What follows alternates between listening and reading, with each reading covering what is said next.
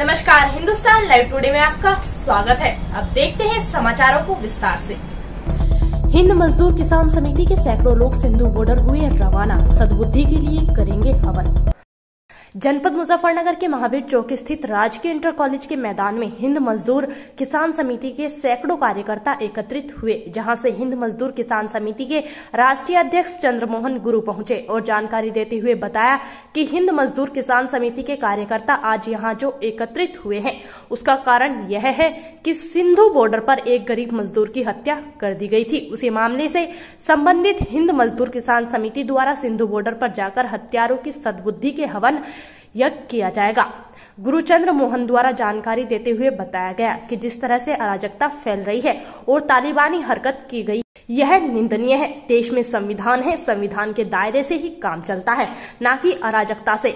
इस देश में तालिबानी सिस्टम नहीं चलेगा। इसलिए हिंद मजदूर किसान समिति सिंधु बॉर्डर पर जाकर विकृत मानसिकता के लोगों की सद्बुद्धि के लिए हवन यज्ञ करेगी। उसी के लिए आप सभी यहाँ एकत्रित हुए हैं और जो सैकड़ों गाड़ियों के द्वारा सिंधु बॉर्डर के लिए प्रस्थान हो रहा है, जिस व्यक्ति की हत्या की गई है उस मृतक की बहन हमारे पास न्याय मांगने के लिए आई है। हम उसी के लिए न्याय मांगने जा रहे हैं और कांग्रेस की राष्ट्रीय अध्यक्ष सोनिया गांधी से भी मांग करते हैं कि मृतक उस प्रदेश का वासी है जहां कांग्रेस की सरकार है, तो उसके परिवारों को 50 लाख रुपए मुआवजा और सरकारी नौकरी दी जानी चाहिए। जब तक मृतक के परिवार वालों को न्याय नहीं मिलेगा तब तक हमारा संघर्ष जारी रहेगा।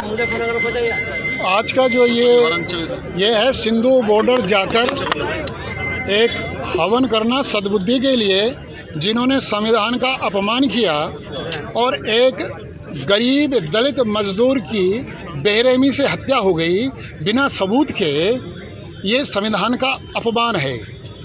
माना गलती हो गई तो संविधान ने नियम बनाए, देश संविधान से चलता है। ये तालिबानी तरीके से देश नहीं चलेगा। अगर तालिबानी तरीके से देश चलेगा तो देश बर्बाद हो जाएगा।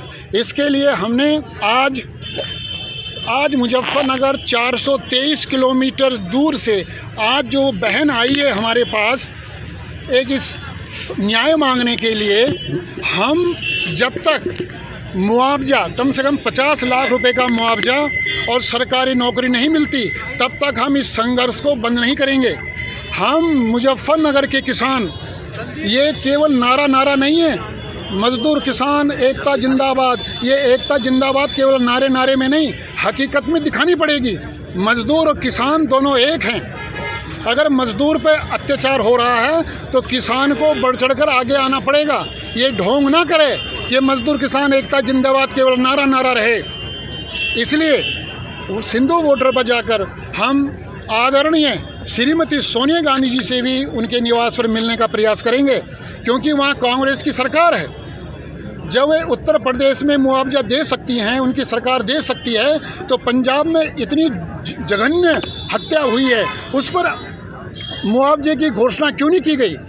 हम ये कहेंगे, ये विनती करेंगे आदरणीय श्रीमती सोनिया गांधी जी से, जो कांग्रेस के अध्यक्ष भी हैं, कि वे अपनी पंजाब सरकार से कहें कि इस पीड़ित परिवार को कम से कम 50 लाख का मुआवजा और सरकारी नौकरी दे। क्या कोई हर्जा नहीं है, लेकिन हमने ठान लिया है जब तक ये जो गरीब दलित मजदूर किसान और दलित मजदूर हैं, इनकी मदद नहीं की जाएगी तो देश कहाँ जा रहा है? फिर अगर नहीं करा पाए मदद तो फिर कहाँ ले जाएंगे हम देश को?